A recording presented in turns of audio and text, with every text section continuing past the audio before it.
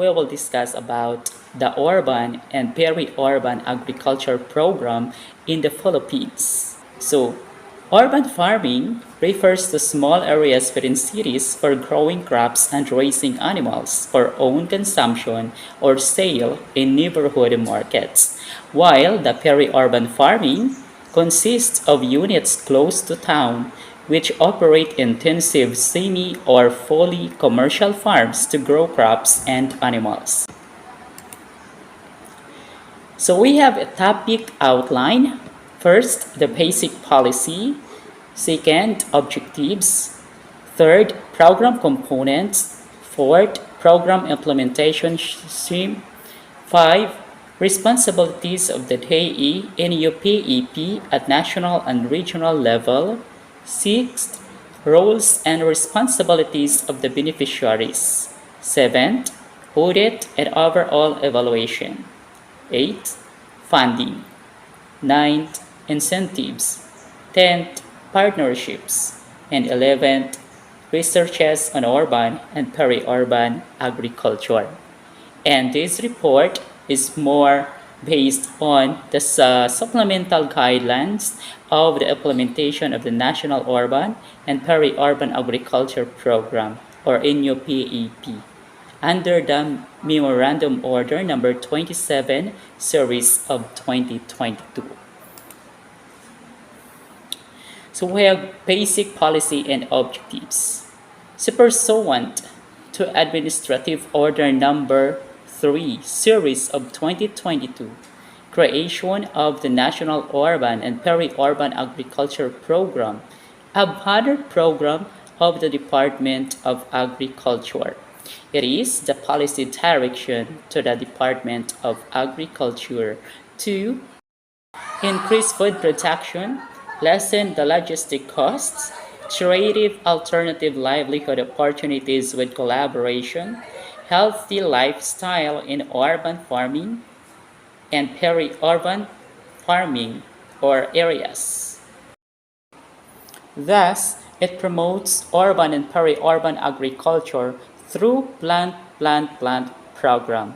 It is to be funded. So the program has specific objectives. For individuals and groups, it's for example the homeowners, communities, groups, etc. It encourages household food production to provide for their daily nutritional needs.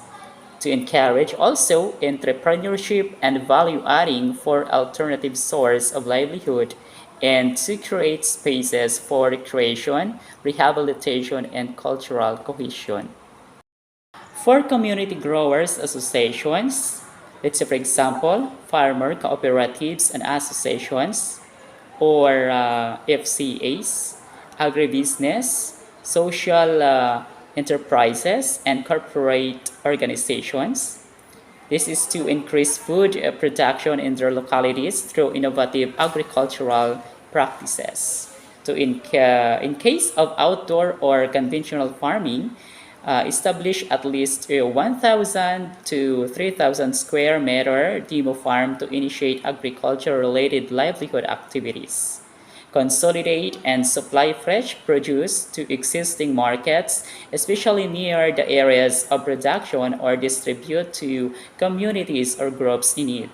Contribute to climate change adaptation and mitigation by planting climate-resilient crops and using appropriate technologies, and serve as a model for scaled-up food production and source of seedlings that can be used in the expansion of urban farms in respective communities. For program implementers in the Department of Agriculture, national government agencies, civil society organizations, and private sector partners. This is to collaborate and build strong partnerships among LGUs, CSOs, and other public and private institutions to implement government plans and strategies such as establishment of community-managed gardens or farms, and corporate farms specifically in urban and peri-urban areas as means to expand areas of crop production, raising small livestock and or engage in aquaculture, as well as create sources of livelihood and receive support for funding from the DA or other agencies to implement urban and peri-urban agriculture programs, activities, or projects. So we have program components, simply urban farms, outdoor farms, rooftop farms, greenhouse, hydroponics, aeroponics, and other innovations in urban and peri-urban agriculture production. Amo na siya mga components ng program nga ini. So, the urban agriculture and peri-urban program beneficiaries shall be provided with, but not limited to, the following, no? Kaswerte sa mga beneficiaries kay tungod nga they will be involved in the capacity building and livelihood training, no? There is also a provision of small machineries but not limited to multi-cultivator, soil auger, etc. Starter garden soil, organic fertilizers, and small agricultural tools. Module of small livestock raising, example free-range chicken with housing and rabbit raising. Agricultural inputs like vegetable seeds, garden tools, seedlings trays, potting media, etc. Funding support and incentives for urban and peri-urban agriculture program implementers. Inputs for high-value crops including ornamentals and industrial crops, example, rubber or abaca, no, for livelihood, and construction of solar power irrigation systems, mushroom house with provision of starter, spawns, nurseries, greenhouses, rain shelters, or other structures deemed necessary to the area. So we have program implementation scheme, no? First, the work plan, no? So the program implementers shall submit their work plans indicating the physical and financial targets before the deadline set by the National Urban and Peri-Urban Agriculture Program. So these plans shall be forwarded to the office of the NUPAP director for recommendation to the office of the secretary for a final approval, no? Then after that, so we have so-called organization, no? So all regional field office and operating units involved in the implementation of urban and peri-urban agriculture programs, activities, and projects shall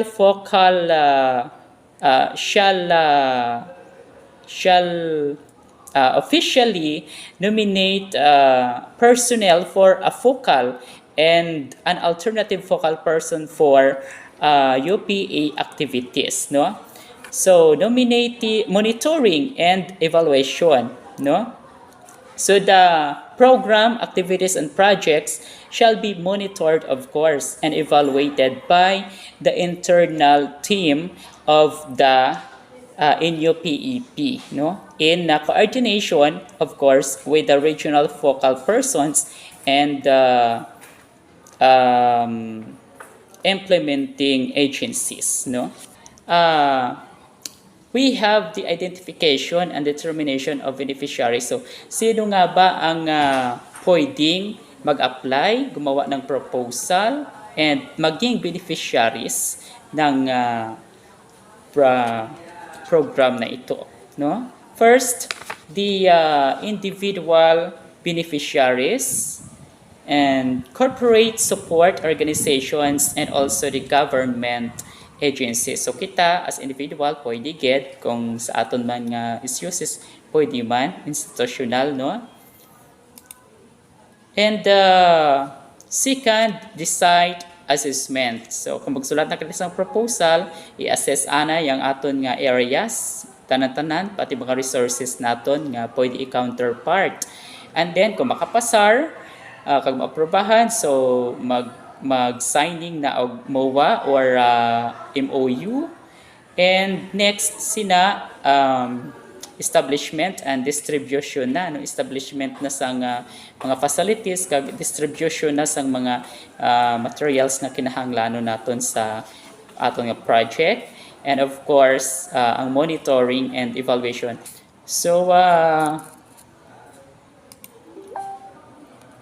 we have here the responsibilities of the DA in your PEP at the national and regional level. That is very important for us to know their responsibilities. No? So the Office of Secretary through the Office of Undersecretary of Operations together with the Office of Undersecretary for High Valued Crops, of course, they will oversee the implementation of the UPA program. And DA NUPAP with the regional implementing task group, and the YOPA focal persons will also oversee the YOPA activities and functions. No? So we have also the DA. So the DA regional field offices shall also create a technical working group at the regional level, coordinate with the stakeholders, prepare and implement regional plans, and monitor and evaluate. They shall also submit reports to new PAP director and provide the production support services, and also provide an extension support services, and conduct promotional and advocacy activities. No? So the beneficiaries shall actively participate and implement the UPA activities. No? They shall have the following roles and responsibilities, such as provide the appropriate counterpart, kung ano yung counterpart din ng mga beneficiaries, just like yung mga native resources na nga daan, no? Ang areas, especially ang areas, no? Assign people who will manage and be trained. So kailangan gid nga may mga tinawag gid nga masaligan kag madali i-train para mag-manage, no? Attend the capability building interventions, ensure availability of resources and safety, and also promote sustainable urban and peri-urban agriculture. Maintain operations records, kinahanglan ang mga records, tanan mga documentations, kinahanglan ila nga i-keep, no? Para i-support sa accomplishment reports pagkatapos. Then submit duly signed quarterly accomplishment reports, and most of all sustain the operation para sustainable ang iyang outcome, no? So let's move to the audit and overall evaluation. So the new PAP Secretariat and the UPA regional focals conduct at least quarterly, or shall conduct at least quarterly random audits, assessment and evaluation, and submit to the new PAP director. So the program implementers identify problems and bottlenecks and devise corrective measures when necessary. No? Accomplishments, rests, and impacts shall also be documented and submitted to the DA New PAP Secretariat. So funding, ito na yung funding, the most important, kay without funding wala kita mo, no? So the UPA programs source from the General Appropriation Act, no? Available funds from other partner programs of the Department of Agriculture. Funding from the plant program, and other available funding support. To further sustain this UPA program, the implementing agencies may allocate supplementary funds for its various activities. So, meaning hindi lang ipag-isaligtanan dito sa new pop na ato, kundi nga mangita man sang other funding agencies nga makasupport man. Pwede man for example, kung sa SUC tayo, pwede man ta mag-request for the counterpart no, from our institution. No? So the DAE through the new PAP may also receive funding support from external sources. Okay? So, incentives, no? Tanan kita gusto sang incentives, no? Siyempre, para paid off man ang aton nga kabudlay, kag ma-appreciate man ang aton nga mga efforts, no? So the DA new PAP and program implementers ensure the provision of incentives to the beneficiaries, no? Or partners to recognize exemplary gardens or farms and UPA projects. And additional incentives may be established by the regional offices. No, hindi man magpabaya ang aton mga regional offices sa paghatag sang pa-premyo or reward sa aton mga kabudlay. Then, so this is very important also, the partnerships, no? Kaya kinahanglan subong sa aton niya, may mga partnerships kita, mga collaboration nga ginatawag. So today, inks partnerships with 3 companies for urban and peri-urban agriculture. So they are Urban Farmers Sustainability Concepts Organization Incorporation and Urban Gardens and International Institute of Rural Reconstruction. Amo ang latest subong partnership sang DA naton for the urban and peri-urban agriculture or UPA, no?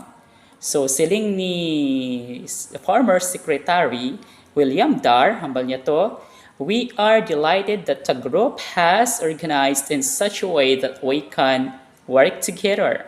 The more you are, the better. The challenge for Metro Manila is huge, and with use prohibiting urban agriculture program, we are sure that others will follow. Sunod man ta? Bramata proposal, no?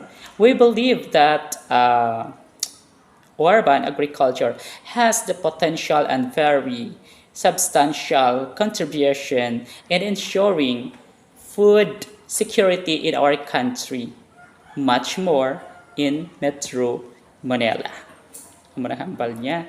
So, subong, ang latest nga partner gid sang DA amo ang Urban Farmers Sustainability Concepts Organization Incorporation among those 3 mentioned a while ago, no? Amo gina ang pinaka most latest nga partners ng DA. So ang ilang project ang BGC Community Farm of Bel-Air, no? Sa Bonifacio Global City, no? So amo ini siya ang mga pictures sang BGC Community Farm of Bel-Air by the Urban Farmers Sustainability Concepts Organization Incorporation, no? So sa ilang mga activities, so nag-select lang ako sang mga latest nga mga activities sang BGC Urban Farm, no? Gina-post man nila sa social media like Facebook ang ilang mga spearhead nga mga activities nga makaganyat gid para sa tanan, no? Ini sila looking for something to do with your spare time. Urban Farmers PH is looking for volunteers and ara ang ilang mga activities, no? Makita niyo sa aton nga projection, no? Ang ilang activities. Okay? Aside from that, may partnership man ang BGC Urban Farm sa East-West Seed, company. Another activity nga na spotlightan naton ang Harvest Festival. Makita man dira ang ilang mga activities, may ara man sila nga very nice activities diri nga gindagsa sang mga tawo, no? So the Department of Agriculture and the Bureau of Plant Industry and in the Carap Research and Production Support Division in partnership with Urban Farmers, yung BGC, no? And Barrio Oberrio Elementary School, Tondo, Manila, held a community plant tree program last August 12, 2022. Nilagyan showcase ang ilang mga products from urban farming and peri-urban farming, no? Kag na tagaan man sing higayon ang mga nagtalambong maka acquire man sang healthy foods, no? Kag na involved man sa mga activities nila and with training and seminars, no? So about naman sa urban greens, so there is an urban greens warehouse farm 1 sa Makati. Ini siya makita, amoy na siya ang ilang mga facilities dito with the hydroponics, hydroponically grown vegetables, no? And they have also urban greens in Iloilo, in Molo, Iloilo, no? So sino nakakadto dito sa Molo, Iloilo? Ako ay paka-visit sina dira sa urban greens dira sa Molo. So kamo siguro nakabisita na kamo dira. So kung may time kita dalaman ako dito ninyo. So amoy na siya, no?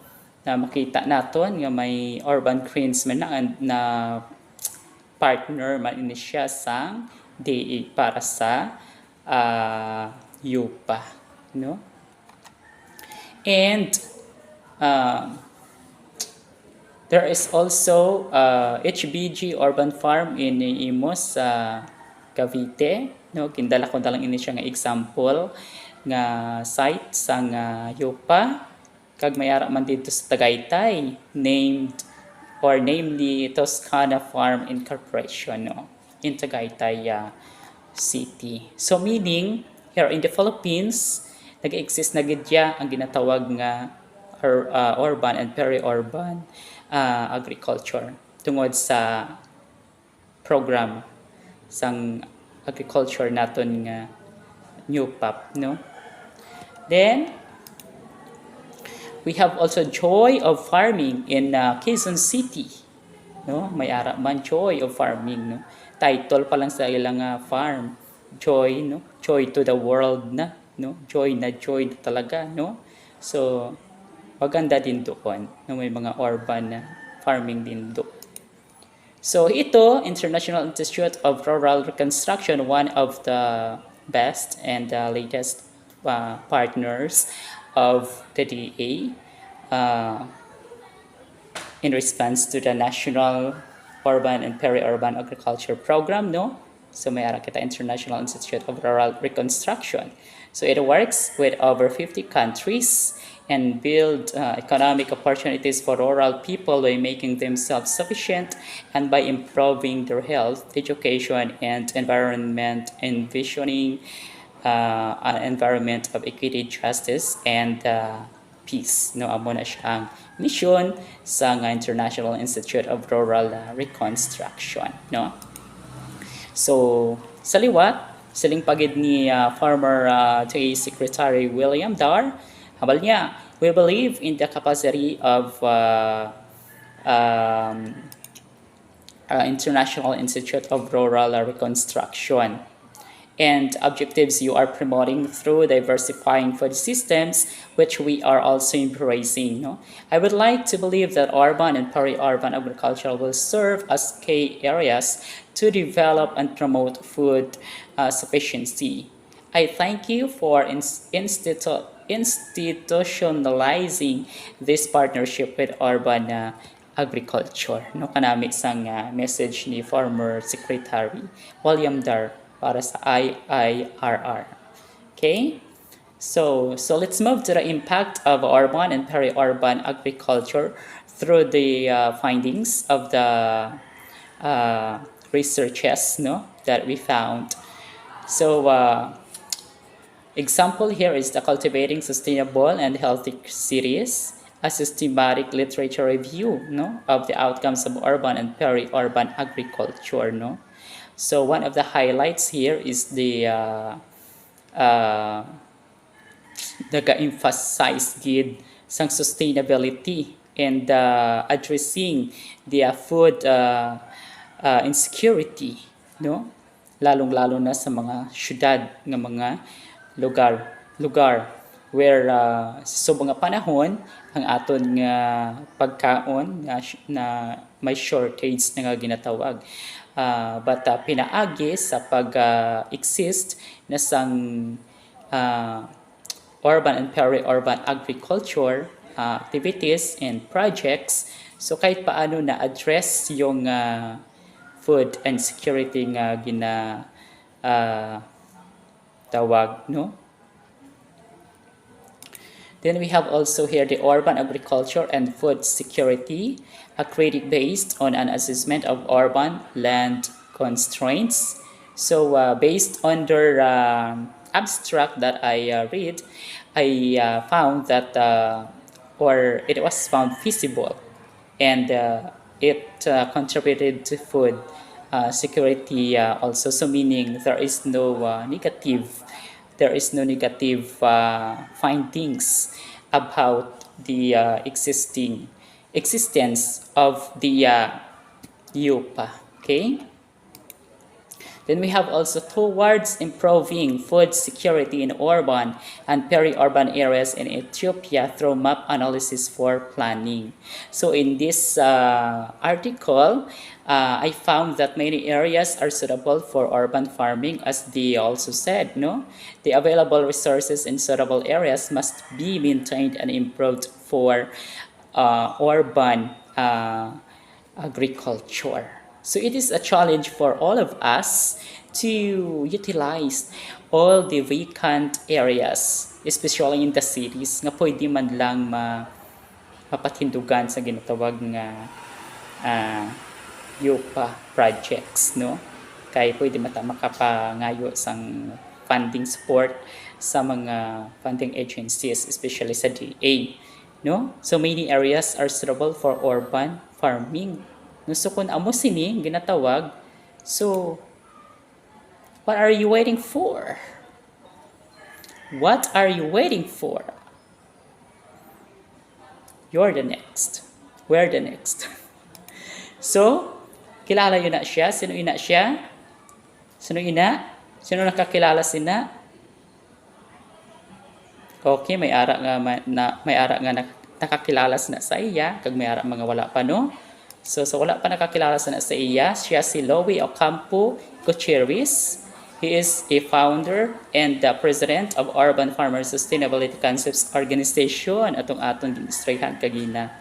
He shared that the way farming is perceived matters, and by building centers for communities in the Philippines to share knowledge on urban agriculture is not only inspiring but also beneficial to uniting community relationships in general.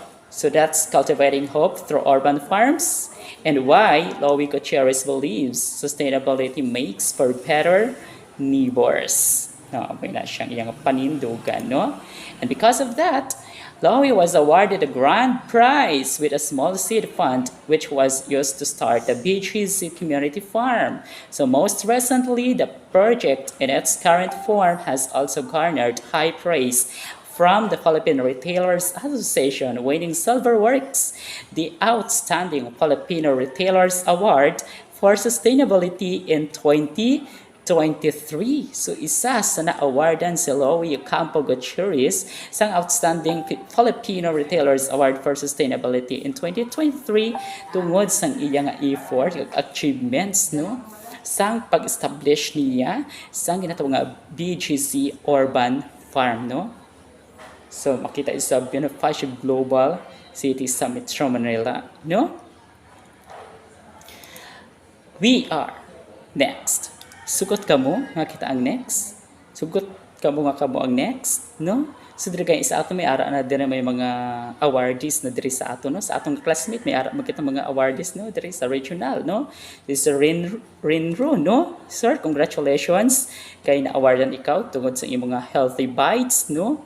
So well known ka na gid, no? Sa in the field of agriculture and in terms of health, no? So congrats for that, no? So are you ready? Sino nang ready sa pagpatindog sang yupa? Ha? We are all ready. So, should you have queries and additional ideas, don't hesitate to reach me at enriquejunior.binias at webso.edo.ph. Thank you so much for listening and for observing my reports. Sir, Doc, thank you so much.